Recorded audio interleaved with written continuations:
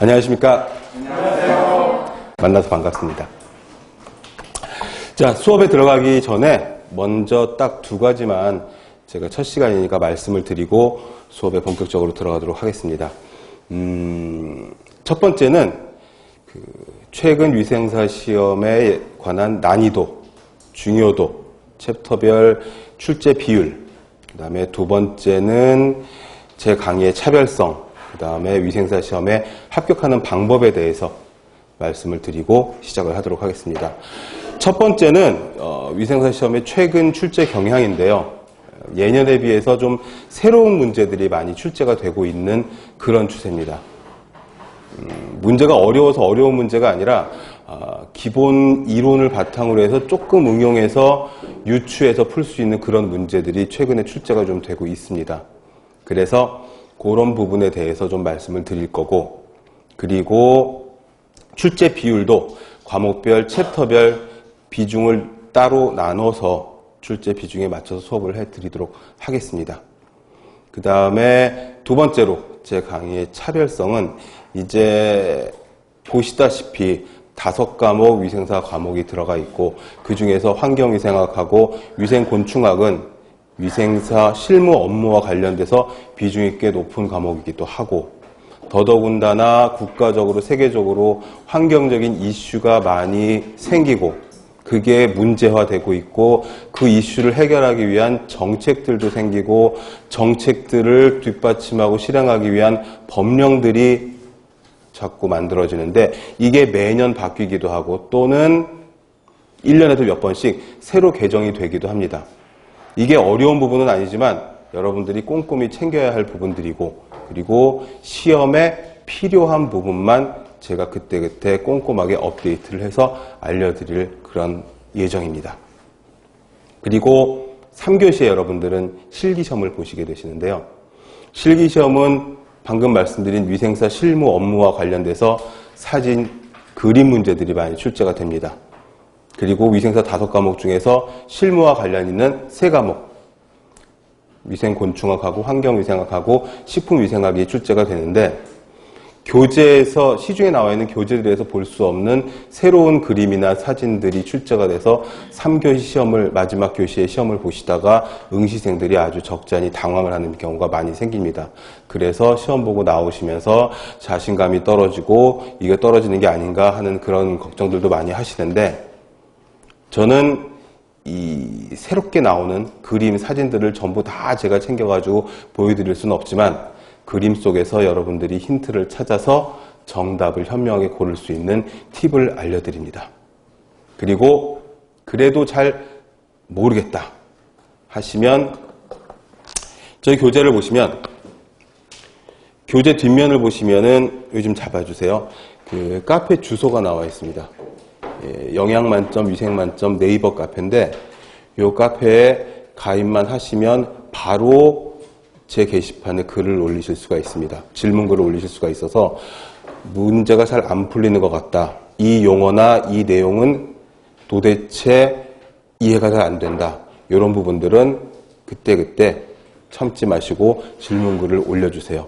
카페 들어가시면은 왼쪽 중단쯤에 보시면은 이승훈 교수의 환경위생, 위생곤충학 질문방이 있습니다. 그 방에 올려주시면 제가 수시로 카페에 방문해서 질문에 답을 달아드리고 있고, 궁금하거나 어려운 것이 없다고 하시더라도 학원에서 운영하는 카페이기 때문에 여러분들에게 필요한 정보나 자료들이 시시각각으로 업데이트 되고 있습니다. 시험을 보시고 합격을 하실 때까지 잘 이용을 하시면 아마 큰 도움이 되실 겁니다. 교재 얘기를 했으니까 교재 이야기를 좀 더 말씀을 드리면, 이 교재는 제가 제작에 이 2과목 다 관여해서 필기, 실기 다 제가 관여한 그런 교재인데, 시중에 나와 있는 교재들 보시면은 위생사 시험의 특성상 객관식이고 국가고시의 특성상 60% 이상만 맞으면 합격하는 그런 시험이다 보니, 그리고 난이도가 그렇게 예전에 어렵지 않았었다 보니까 옛날 용어들을 사용하거나 예전에 아주 오래된 문제들을 답습하는 그런 교재들이 많이 있는데, 우리 교재는 최근 법령이나 정책이나 또는 최근 나온 기출 문제들을 꼼꼼하게 수록하고 있는 가장 업데이트되어 있는 그런 교재입니다. 그래서 이 교재와 카페 그리고 수업을 응용을 하시면은 여러분들이 합격하시는데 아무런 문제가 없을 거라고 생각이 되어지고, 다른 건 몰라도 환경위생하고 위생곤충학만큼은 제가 여러분들의 합격을 위해서 책임을 지도록 하겠습니다. 그리고 이제 첫 번째로 교재 244페이지 필기교재. 자, 환경위생의 공기위생부터 수업을 진행해 나가도록 하겠습니다. 환경위생학은 아시다시피 범위가 굉장히 넓습니다. 그래서 대기, 수질, 토양, 폐기물, 거기다 소독, 그 다음에 산업위생, 그 다음에 감염병, 역학까지 아주 많은 범위를 아우르는 과목이고, 위생사 시험을 준비하시는 여러분들의 전공적 특성상 많이 접해보지 않은 그런 과목이어서 용어 자체가 굉장히 생소한 그런 과목일 수가 있습니다. 저도 처음에 공부를 할 적에 그게 많이 까다로웠던 부분들인데, 교재에 나오는 시험에 출제될 용어들이 어색하면 우선 집중이 안 되고, 집중이 안 되면 이해도 안 되고, 그럼 하다 보다가 책을 덮게 되고, 그러면 이제 그 과목은 멀어지게 되는 거죠. 저는 용어의 개념을 꼼꼼하게 설명을 해드려서 단어의 뜻을 알면 쭉 읽어나가기만 해도 이해가 바로바로 되거든요. 그러면은 그걸 토대로 해서 유추해서 객관식 문제하다 보니까 유추해가지고 답이 나오는 것들이 굉장히 많이 있습니다. 어려운 내용 절대 아니고, 물론 환경위생은 위생사 5과목 중에서 가장 난이도가 있는 과목이긴 하지만, 그래도 단어의, 용어의 개념을 확실하게 정립을 하시고 공부를 하시게 되면 그렇게 어렵지 않은 부분들이 됩니다. 자, 그럼 첫 번째 공기위생관리 244페이지부터 진도를 나가도록 하겠습니다. 공기위생관리는 방금 말씀드린 대기죠, 대기. 우리 환경위생은 환경을 아우르는 전체 다를 보는 거기 때문에 그 중에 가장 큰, 대기와 수질이 거의 비슷하긴 하지만 아무튼 가장 큰 비율을 차지하는 게 대기라고 볼 수 있고, 대기를 보시려면 우선 대기의 구조를 보셔야 돼서, 예전에도 보신 적이 있으실지 모르겠지만 밑에 그래프가 나와 있습니다. 맨 아래에 있는 X축은 지표면이고 Y축, 세로는 높이입니다. 그리고 지그재그로 그어져 있는 그래프는 온도 변화를 나타내는 거죠. 그러니 지표면에서 조금씩 올라갈수록, Y축으로 올라갈수록 온도가 두두두둑 떨어지는 걸로 되어 있죠.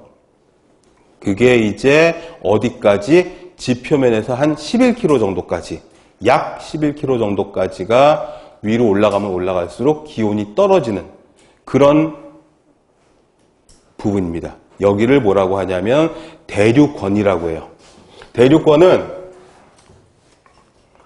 말 그대로 대류가 일어나는 권역이라는 뜻입니다. 대류는 아주 쉽게 눈높이 수업을 하려다 보니 용어의 설명을 이제 처음부터 시작을 하겠습니다. 대류는 유체, 어렵게 말해서 유체고, 쉽게 말하면 액체나 기체 같은, 쉬운 개념을 좀 어렵게 말하면은 좀 폼이 나는 면이 없지 않아 있는데, 아무튼 유체라고 쓰고 액체나 기체, 여기서는 공기겠죠. 액체나 기체의 수직이동을 대류라고 해요. 말 그대로 위에 있던 따뜻한 공기는 내려오고, 위에 있는 찬 공기는 무거우니까 내려오고, 찬 공기는 따뜻한 공기보다 무겁죠. 밀도가 크니까. 밀도는 부피분의 질량이죠. 그래서 같은 부피여도 좀 더 무거운 게 밀도가 크다고 하죠. 그러니까 같은 부피의 공기가 있으면, 기체가 있으면 따뜻한 공기보다 찬 공기가 무겁게 돼서 밑으로 내려오려고 하겠죠. 따뜻한 공기는 그 때문에 위로 밀려 올라가게 되고, 올라가서 차가워진 공기는 다시 내려오려고 하고, 공기의 수직 이동이 대류입니다. 대류권은 바로 우리가 살고 있는 지표면에서부터 11km 정도까지 여기가 대류권이어서 항상 공기의 수직 이동이 일어나고 있는 그런 공간입니다. 그런데 거기서부터 약 한 50km 정도까지 더 올라가면 거기서부터는 올라갈수록 온도가 그래프가 다시 오른쪽으로 가고 있죠. 온도가 점점 올라갑니다. 그거는 뭐냐 하면은 따뜻한 공기가 위에 있고 찬 공기가 아래에 있다는 거죠. 그럼 얘네들의 수직 이동은 일어나지가 않죠. 그래서 층을 이루고 있다. 층을 이루고 있다 해서 성층권이라고 이야기를 합니다. 성층권에선 공기의 수직 이동이 일어나지가 않고 공기가 정체되어 있는 공간입니다. 우리는 여기까지 정도만 공부를 하면 됩니다. 그 위에 중간권이 있고 중간권 위에는 열권이 있습니다. 근데 거기는 특성 정도만 간단하게 보시면 되고 중요한 것은 대류권, 지표면에서 한 11km 정도까지 우리가 살고 있는 이 땅에서 상공으로 한 11km 정도까지가 대류가 일어나는 대류권이고 이 대류가 굉장히 중요한 개념이거든요. 지금 우리가 딱 수업을 시작하자마자 처음 나오는 가장 중요한 개념 중에 하나가 대류입니다. 공기의 수직 이동이 일어나고 있다는 거. 그래야 우리가 도시에서 만들어내는 오염물질 같은 것들이 위로 올라갔다 내려갔다 하면서 희석이 되는 효과가 있거든요. 그 다음에 성층권도 중요한데 성층권은 왜 중요하냐면 올라갈수록 따뜻한 공기가 있기 때문에 층을 이루어서 공기의 대류가 일어나지 않는 층인데 가만히 보시면 이 성층권에는 지금 표시가 되어 있지 않은데 제가 그림을 간단하게 책에 있는 그래프보다 지표면에서 약 한 11km 정도까지가 대류권입니다. 여기는 공기의 수직 이동이 일어나는 대류권이고요. 그 다음에 약 한 50km까지는 성층권인데 성층권은 층을 이루고 있는 근데 여기 약 한 25km 이쪽 저쪽으로 한 5km 정도의 두께로 우리가 알고 있는 오존층이 있죠. 이 오존층은 얘는 좋은 오존층입니다. 태양에서 내려오는 유해 자외선을 필터링 해주는, 걸러주는 오존층이죠.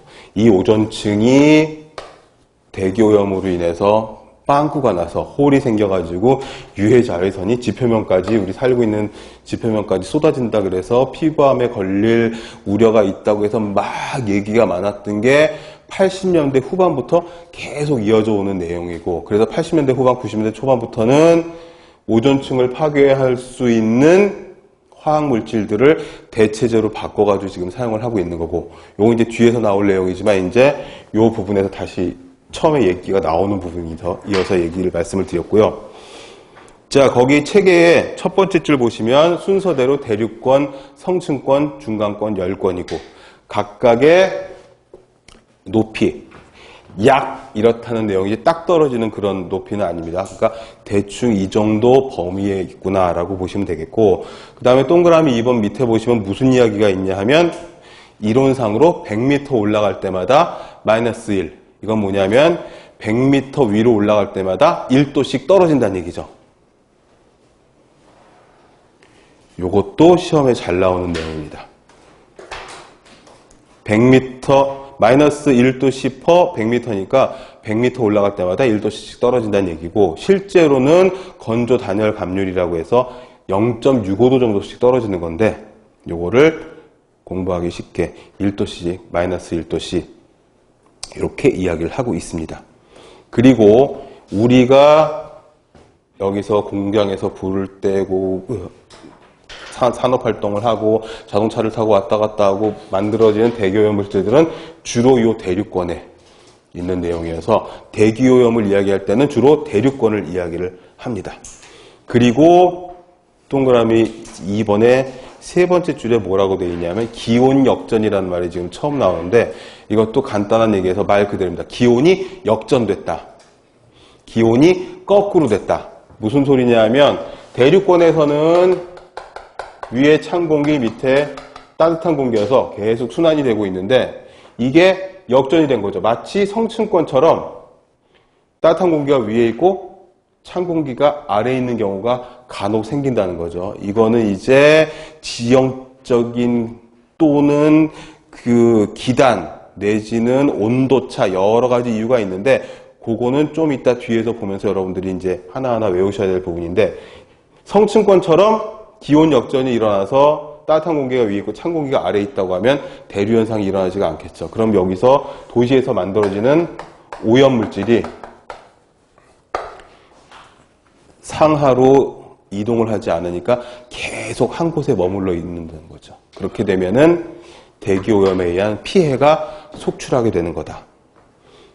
대류가 이야기 나왔으니까 대류는 수직 이동을 말하는 거고 바람은 수평 이동을 말하는 겁니다.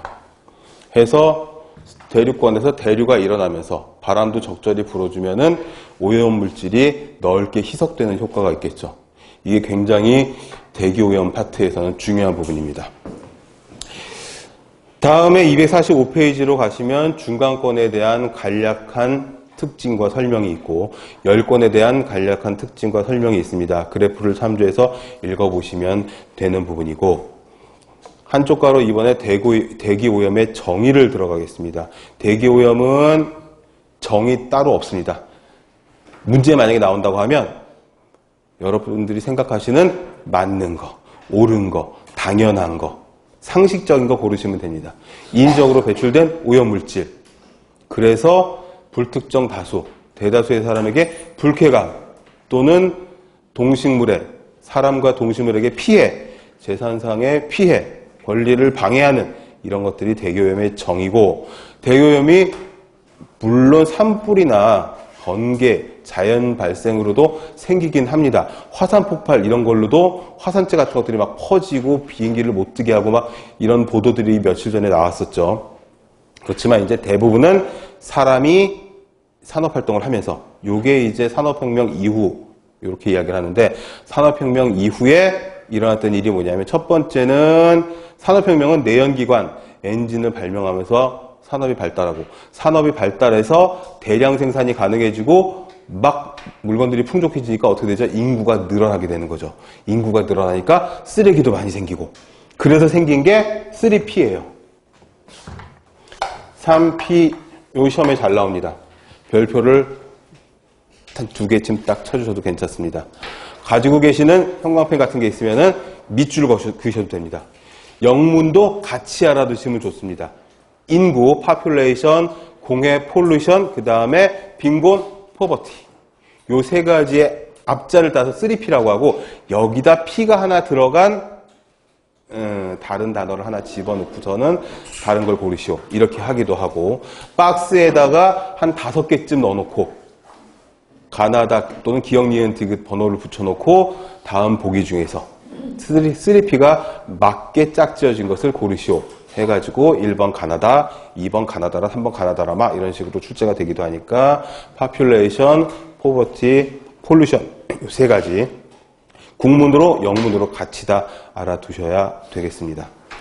그리고 그 밑에 있는 대기오염의 원인은 뭐 너무 쉽죠. 현재까지는 어려운 게 하나도 없죠. 뭐 대류, 뭐 밀도 이런 얘기 나왔지만 이건 거진 뭐 상식적인 얘기고 여러분들은 수업 중에서 내가 알고 있는 쉬운 그런 용어 설명을 하면은 반복해서 꼼꼼하게 더 알아두는 효과가 있고 이거는 잘 몰랐던 건데 내 전공이 아니라서 어색한 용어였는데 처음 듣는 것 같은데 하면 그거 체크해가지고 알아두시면 되고 그렇게 해가지고 수업을 진행해 나가도록 할 겁니다. 그 다음에 쉬운 이론이라도 계속 반복해서 특별히 예습 복습을 따로 하지 않으셔도 수업 중에 반복되는 효과를 누리려고 제가 같은 얘기를 여러 번 하는 경우가 있습니다. 특히 중요한 개념일 경우에는 대기오염의 원인은 사람의 산업활동, 그 다음에 폐기물 소각, 쓰레기를 태우는 거죠. 요즘에 많이 안 하고는 있긴 하지만 산업혁명 이후에는 거의 다 쓰레기를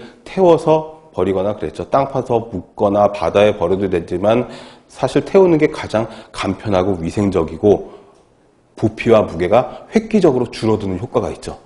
그 때문에 치명적인 다이옥신이라고 하는 물질이, 공해 물질이 생기기도 했지만 아무튼 소각을 했었고, 그 다음에 이제 자동차가 어마어마하게 많아져서 자동차에서 나오는 배출가스, 그 다음에 난방을 하기 위해서는 뭔가 연료를 태워야만 하죠. 옛날에는 뭐 장작도 태웠고 연탄도 태우고 기름도 태웠지만 최근에는 가스도, 그러나 아주 100% 청정 연료라는 건 사실 없어서 점점 배출가스가 적고 점점 비교적 깨끗하게 나오긴 하지만 그래도 나오고 있다는 거죠. 여기 특히 자동차 배출가스에다가 하나 좀 체크를 해 두시면, 자동차 배출가스에서 나오는 것 중에 요즘 가장 큰 문제가 되고 있는 게 이거죠. N은 질소고 O는 산소고 X는 미지수죠. 이거를 그냥 줄여가지고 낙스 또는 뭐 녹스 이렇게 발음하기도 하는데 그거는 뭐 아무래도 상관없습니다. 저거를 NOX라고 하든지 낙스라고 하든지 녹스라고 하든지 에브리보디라고 하든지 에브리바디라고 하든지 뭐 자기 마음이니까 뭐 정답은 없습니다. 얘는 질소 산화물이라고 해요. 미지수 X는 1이 들어갈 수도 있고 2가 들어갈 수도 있고 그렇기 때문에 대명사로 적어 놓은 겁니다. 이 질소산화물이 최근에 대기오염 물질, 특히 국내에서 문제가 많이 되고 있는 미세먼지의 주범으로 알려져 있는 게 바로 이겁니다. 자동차 배출가스에서는 여러 가지 유해가스들이 많이 나오지만 그 중에서 지금 가장 핫한 아이템이 바로 이거라는 거죠. 특히 여기에다가 태양에서 내려오는 자외선, 오존층에서 대부분의 유해 자외선을 막아주긴 하지만 그래도 지표면으로 많은 자외선이 쏟아져 내려오고 있는데, 이 자외선은 또 중요해서 자외선에 관한 문제는 2문제 이상 분명히 나올 거예요. 자외선은 항상 자주 나오는 그런 부분이어서 자외선에 대한 뭐 특징, 장점, 단점, 피해, 자외선이 하는 일 여러 가지 나오는데, 자외선은 여러분들 알다시피 눈에 보이지 않는 선이죠. 눈에 보이지 않는 광선이고 적외선처럼 열이 있는 그런 광선이 아니어서 잘 모르지만 살균력이 있는, 그 다음에 피부에서 비타민 D를 합성하는 그런 작용을 한다는 건 상식적으로 좀 알고 있는 건데, 얘는 화학 반응을 잘 일으키는 그런 광선이어서 UV가 자외선이 질소산화물을 만나면은 PAN이라고 하는 공해 물질을 만들어냅니다. 이것도 중요해서 시작하자마자 왜 이렇게 중요한 게 많이 나오는지 모르겠지만 몇 개 안 돼요. 계속 반복돼서 나올 거예요. 대기에서 나올 거고 좀 이따 공해물질에서도 나올 거고, 그 다음에 법령 대기환경보존법이라든지 이쪽에서 또 이야기가 나올 거고, 자꾸 반복되니까 큰 틀에서 우리가 지금 환경위생을 하고 있는데 항상 이 계통을 우리가 어느 가지쯤에 어느 주소쯤에 있는지 체크하면서 공부하시면 도움이 될 겁니다. 환경위생을 하고 있는데 환경위생에서 대기, 수질, 토양, 폐기물, 그 다음에 소독도 있고 산업보건도 있고 여러 가지 직업병 나오는 것들 여러 가지가 있는데, 그 중에 첫 번째가 대기인데, 대기에서는 대기오염이 가장 큰 문제고 대기오염 물질로서 중요한 게 이런 게 자동차 배출가스에서 나오는데, 국내에서 크게 문제가 되고 있는, 뭐 중국만 되게 미워하고 막 이랬었는데 사실 중국도 중국이지만 국내 자동차 대수가 너무 많아가지고 국내에서 만들어지는 미세먼지도 많다면서요. 그 미세먼지의 주 원인으로 알려져 있는 게 PAN이라고 하는 물질이고, 말이 나왔으니까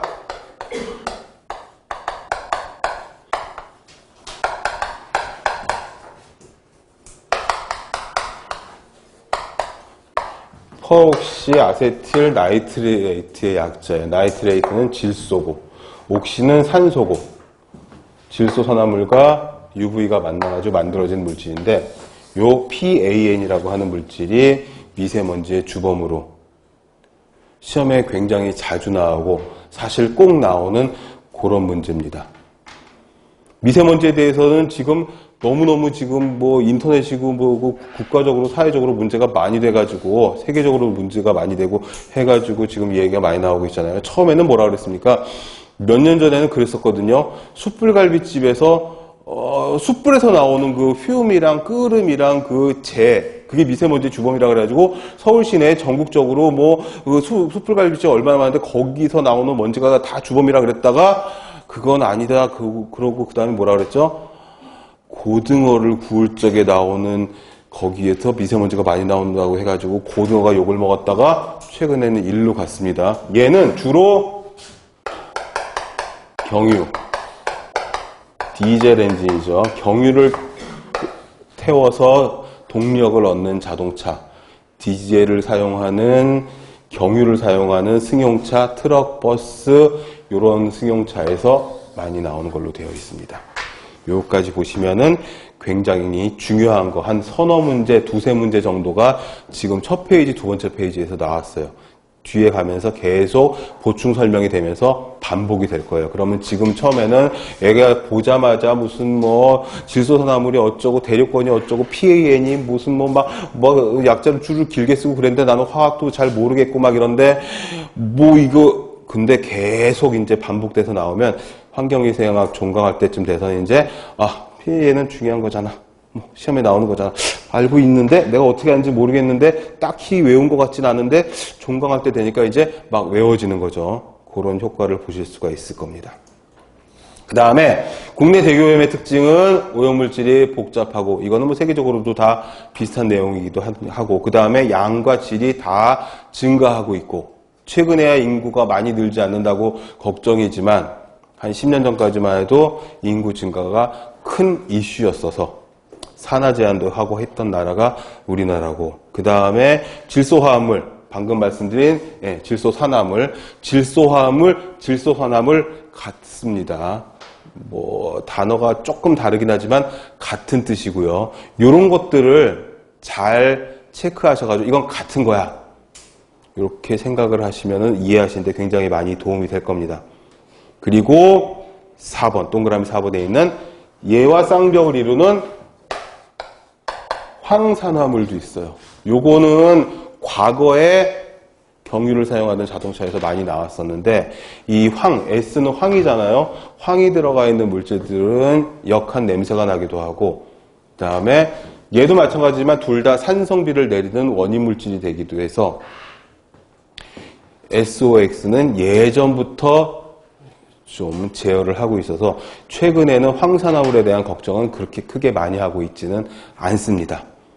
책에 뭐라고 되어 있죠? 연소장치, 탈황장치 이런 것들을 개선을 하고 주유소마다 써 있었어요. 저유황 경유 판매. 요즘에는 그런 말 거의 없잖아요. 이게 한 10몇 년 전까지만 해도 모든 주유소에 주유구 옆에 써 있었거든요. 우리 주유소에서는 저유황 경유를 사용한다. 황성분이 적게 들어간 친환경적인 유해가스가 많이 안 나오는 경유를 판매한다. 이런 식으로 써 있었는데 요즘 그런 말이 거의 사라진 게 이제는 황이 좀 제어가 되고 있고 그 다음에 질소산화물 말씀드렸고 미세먼지 PM10 PM-하고 10으로 해도 되고 그냥 PM10 해도 되고 그렇습니다. PM 아래 첨자 10은 좀 틀립니다. PM10은 Particulate Matter의 약자여서 그거의 약자죠. 뭐 중요하진 않지만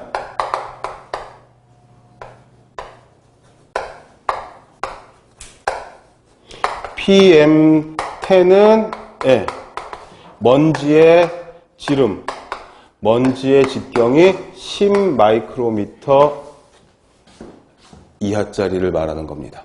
그래서 PM10이라는 이름을 붙인 거죠. 자, 다시 먼지는 무게로 따지지 않고 먼지는 사이즈, 직경, 지름으로 따지는 겁니다. 요게 또 간과할 수 없는 게 먼지를 구분할 적에는 사이즈로 구분하고요. 뒤에서 대기환경보존법 이 법으로 정해놓는 미세먼지 농도 이런 거 얘기할 적엔 무게로 따집니다. 그래서 마이크로미터인지 마이크로그램인지도 잘 보셔야 되는데 일단 먼지를 구분하는 PM10이냐 PM2.5 그럼 PM2.5는 직경이 2.5 마이크로미터 이하짜리를 PM2.5라고 하겠죠. 그러니까 PM10보다 PM2.5는 작은 먼지죠, 사이즈가. 그래서 얘는 그냥 미세먼지, 얘는 뭐라고 하죠? 초미세먼지라고 이름을 붙였죠. 그래서 우리말로 미세먼지 그러면 PM10, 초미세먼지 그러면 PM2.5. 아주 공식적으로 이렇게 정해놨습니다. 더 작은 것도 있다면서요. 뭐 0.5도 있다며요. 이런 것들은 바로 혈관으로 들어가서 세포로 들어가가지고 미토콘드리아까지 들어가가지고 뭐 ATP를 만들지 못하게 하고 막 이렇게 세포를 죽이고 막 이런다고 하는 무시무시한 괴담도 있는데 뭐 괴담이 아니라 실제로 포집이 되고 있다니까. 아무튼 PM10하고 PM2.5는 이렇게 구분한다는 거. 우리말로 미세먼지, 초미세먼지. 구분은 마이크로미터. 지름으로 한다고. 마이크로미터는 10의 마이너스 6승미터죠. 마이크로미터는 10의 마이너스 6승미터를 말합니다. 단위, 그 다음에 이런 것들, 단위의 환산, 이런 것들을 잘 체크를 해 두셔야 됩니다. 근데 뭐 내가 지금 태어나서 이 수업에서 처음 듣는다고 해도 상관이 없습니다. 제 수업을 계속 진행해 나가면서 자꾸 반복이 될 거고 하다 보면 이제 외워지실 거니까. 그 다음에 이제 오존이 있습니다. 오존은 자 지워졌지만 지표면에서 한 25km 위 상공에 있는 오존층은 그 오존은 좋은 오존이라고 중요한 오존이라고 말씀드렸는데 여기 나오는 오존은 무슨 오존이냐면 대륙권에 있는 오존이에요. 오존이 성층권에 있는 오존하고 대륙권에 있는 오존하고 두 가지가 있는데 성층권에 있는 오존이 꼭대기에 있는 오존이죠. 25km 상공 거기에 지구를 둘러싸고 있는 이 오존층은 유해 자외선을 막아주는 좋은 오존층이고 대륙권 우리가 살고 있는 대륙권 11km 이하 여기에 있는 오존은 이게 대기오염 물질이어서 나쁜 오존이죠. 해서 여름철만 되면 인터넷이건 방송이건 아니면 혼잡한 도시의 사거리나 대로변에 전광판 같은 게 있어가지고 저희 동네가 그렇게 시내 한복판 아닌데도 저희 동네에도 전광판을 큰 걸 세워놨더라고요. 그래가지고 질소의 농도, 오존 농도, 이산화황 농도 이런 것들을 실시간으로 보여주고 있는데 요 오존은 공기 중에 산소가 있잖아요. 산소는 O2로 표시를 하는데 이 산소에 아까도 말씀드린 이놈 여기 안 조졌네. UV는 햇볕이 쨍쨍하고 구름이 없고 날씨가 덥고 이럴 때 자외선도 쪼이는 양이 많으니까 지표면에 내려오는 자외선이 산소를 만나가지고 얘를 쪼개요. 이 밑에 있는 아래 첨자는 2개짜리라는 뜻이잖아요. O2 분자를 산소 원자로 쪼개요. 이 떨어져 있는 산소 원자들이 또 산소들이 많이 있을 거 아니에요. 이놈들하고 각각 달라가서 붙으면은 오존이 만들어지는 거죠. 이 오존은 기관지 천식을 일으키기도 하고 폐에 나쁜 영향을 미치기도 하고 눈을 따갑게도 만들고 특히나 노약자, 어린이, 환자, 면역력이 약한 사람들에게는 치명적일 수가 있어서 오존주의보, 경보, 중대경보 세 가지로 나눠가지고 사람들에게 워닝, 경고를 하고 있습니다. 그래서 주의보 때는 안 나갔으면 좋겠다 이렇게 권고를 하고 경보 때는 자동차 운행도 좀 삼가했으면 좋겠다고 이야기를 하고 그 다음에 중대경보 때는 조업 중지, 공장 같은 데서는 일을 하지 말라고 조업 중지 명령, 자동차 운행 중지 명령 이런 식으로 점점 강도가 세집니다. 그건 뒤에 표로 아주 일목요연하게 정리가 되어 있으니까 거기서 다시 보실 거고 지금 드리는 건 뭐냐면 수업 시작하자마자 대기오염 물질이 이런 것들이 있다라고 하나씩 말씀을 드리는 겁니다. 그 다음에 옆에 있는 옥시단트는 말 그대로 산화물입니다. 산화물. 얘는 고유명사가 아니라 오존이나 PAN 같은 딱 이름 고유명사가 아니라 일반 명사죠. 그냥 각종 산화물들을 다 옥시단트라고 볼 수가 있습니다. 뭐에 의해서 산화가 된 거죠? UV에 의해서. 자외선은 화학 반응을 되게 잘 시키는 그런 광선이기 때문에 눈에 보이지도 않고 맞는다고 따갑거나 뜨겁지도 않지만 화학 반응을 잘 시키는 그런 광선이어서 얘네들이 각종 산화물들을 만들어냅니다. 이런 것들이 이제 최근에 많이 문제가 되는 대기오염 물질들이고, 밑에 있는 대기오염 물질의 종류들을 보시면 자연적으로 발생하는 것들도 있습니다. 아까 말씀드린 화산이라든지 자연적인 산불이라든지 뭐 황사라든지, 그렇죠. 바닥이 건조해서 바람에 의해서 모래가 날리는 거라든지 뭐 꽃가루, 뭐 지진, 뭐 이런 것들로 인한 것들이 전부 다 자연적으로 생기는 대기오염 물질이고, 그 옆에 있는 해염은 바다에서 생기는 비말을 말해요. 바다 비말이라고,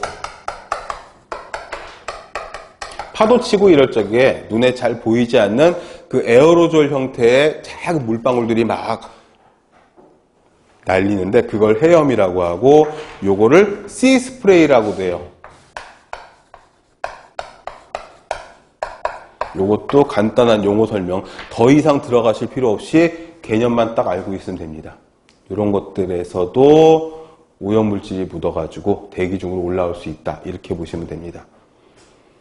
며칠 전에 비가 되게 많이 갑자기 왔는데 우리 보는 미세먼지 그 예보 보면은 공기가 나쁨으로 계속 나온 적이 있었거든요. 그것도 뭐냐면 그 미세먼지 PM2.5 같은 것들은 빗물에 씻겨서 바닥에 떨어지지 않고 오히려 바닥에 빗물이 땅바닥에 튀겨 올라오면서 바닥에 있던 미세먼지까지 끌고 올라가지고 비는 오지만 대기 수치는 매우 나쁨, 이런 적이 있었거든요.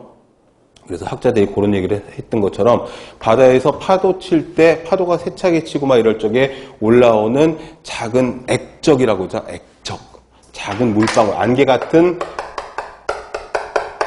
물방울들에도 오염물질이 묻어가지고 대기 중으로 올라올 수 있다, 이렇게 보시면 되겠고, 인공오염원이 이제 시험에 잘 나오는 것들이죠. 난방시설, 자동차. 퍼센티지는 중요하지 않습니다. 차가 적은 동네는 난방시설이 많을 거고, 그죠? 대도시는 난방시설보다 자동차에 의한 대기오염 비율이 더 많을 테니까 수치는 크게 중요하지 않습니다. 그 다음에 각종 공장, 산업장, 그 다음에 발전소, 이런 데서 인공오염 물질이 많이 나오고 있고, 요것보다 좀 더 중요한 게 이제 만들어지는 방식에 따른 분류입니다. 1차 대기오염 물질과 2차 대기오염 물질을 나뉘는데 어렵진 않습니다. 계속 드리는 말씀이지만 굉장히 어려운 부분이 있는 게 아니어서 뭐다 이 꼼꼼하게 신경을 많이 뻗쳐가지고 이것저것 많이 챙겨놓으면은 그게 이제 시험 볼 때 점수로 보답하는 거죠. 1차 오염물질은 딴 거 아니고 발생원에서 바로 만들어지는 걸 1차 오염물질이라고 해서, 첫 번째는 파쇄, 선별, 퇴적, 이적, 이런 것들은 다 뭐죠? 먼지 같은 거죠. 먼지, 분진, 먼지. 뭔가 부닥쳐서 갈려서 생기는 그런 부스러기 같은 것들.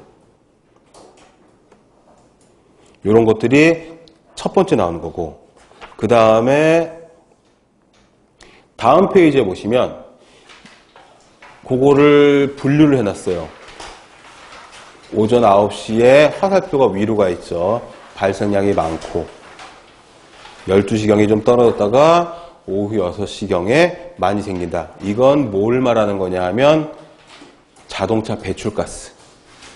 1차 대기오염 물질을 종류별로 몇 가지만 적으면 책에도 있지만 편한 데다가 적어주시면 좋습니다. 1차 대기오염 물질에는 자동차 배출가스, 거기에 아까 얘기했던 황산화물, 질소산화물, 이런 것들 자동차 배출가스에서 나오거든요. 이런 것들 배출가스. 꼭 자동차 배출가스가 아니더라도 공장의 굴뚝이라든지 보일러의 연통이라든지 이런 데서 나올 수 있는 것들이요. 그 다음에 HF, 수소하고 불소하고 붙어 있는 거죠. 이거를 방송에서는 불산 이렇게 읽었었는데 워낙에는 불화수소 이렇게 읽어줘야 되는 거죠. 그러나 관계없습니다. 모르겠으면 HF 이렇게 읽으면 되는 거지.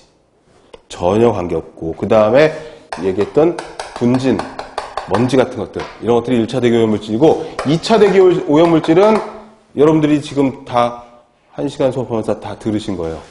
얘네들이 대기 중에서 화학 반응을 통해서 만들어진 게 2차 대기 오염물질이에요.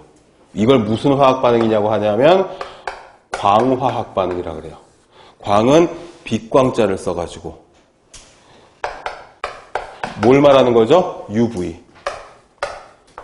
대기 중에서 1차 대기 오염물질이 자외선을 만나서 만들어지는 게 2차 대기 오염물질이라고 이야기를 하고, 2차 대기 오염물질도 페이지 246페이지에 나와 있지만 여러분들 다 들으신 겁니다. 뭐죠? PAN이 있었죠. 대표적으로.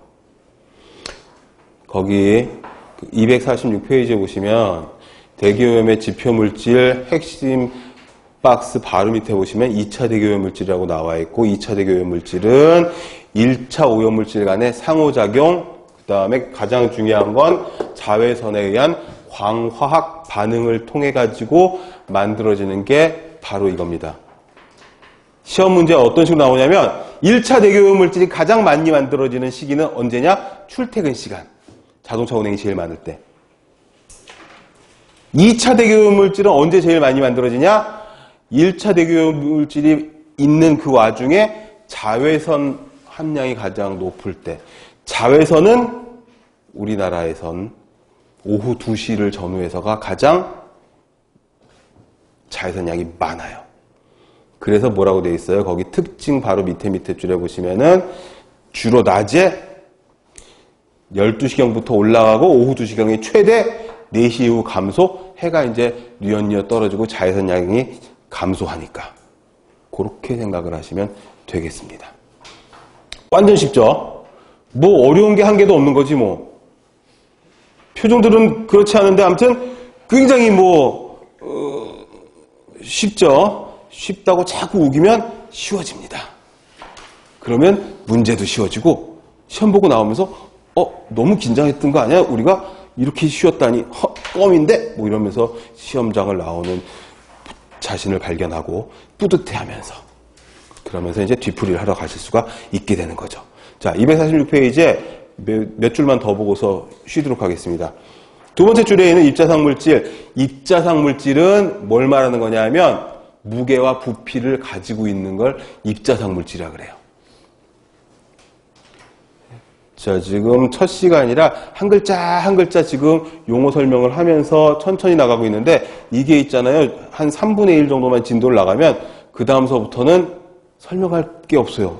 용어 설명이 다 되고 나면 실상 이론은 그렇게 어려운 게 많지가 않아서 여러분들이 확실하게 꿰고 있는 용어의 개념, 그걸 토대로 해서 쭉 읽어가면 어허 이러고 딱 이해가 되는 부분이어서 입자상 물질은 뭐라고요? 무게와 부피를 가지고 있는 물질을 말해요. 반대말이 뭐가 있죠? 가스상 물질.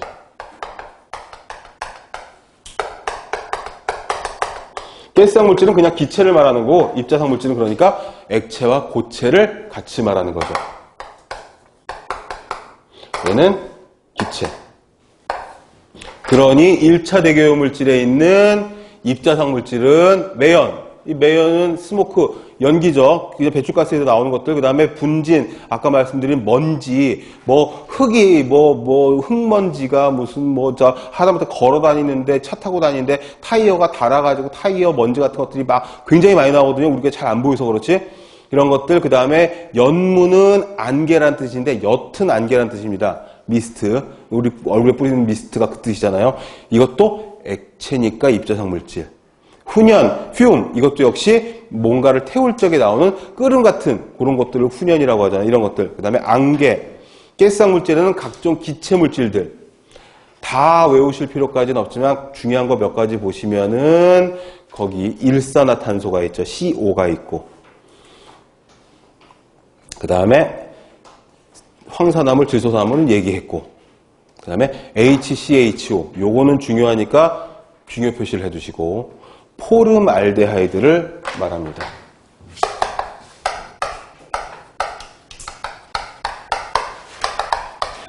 요거는 중요해서 쉬었다가 들어와서 좀 더 집중적으로 설명할 겁니다. 1급 발암물질로 알려져 있죠. 그리고 냄새가 나죠. 이 포르말데하이드를 물에다 녹인 40에서 60% 농도의 수용액을 포르말린이라고 하죠. 포르말린은 강력한 방부제로 쓰이죠. 그래서 우리가 살고 있는 이 주변에 굉장히 많이 있는 게 바로 이겁니다. 그 다음에 그 밑에 줄에 있는 C6H6 요것도 중요해서 요것도 중요 표시를 해주세요. 이게 뭐냐면 벤젠이죠, 벤젠. 이렇게 육각형 고리 구조로 생긴 게 C6H6죠. 탄소하고 탄소 6개, 수소 6개가 생략이 되어서 육각형 고리 구조를 딱 보여주면 저건 벤젠인데? 이렇게 생각을 하시면 됩니다. 여기까지 하고 잠시 쉬었다가 들어와서 2차 오염물질부터 포르말데하이드하고 벤젠에 대한 보충 설명을 하고 2차 오염물질부터 들어가도록 하겠습니다.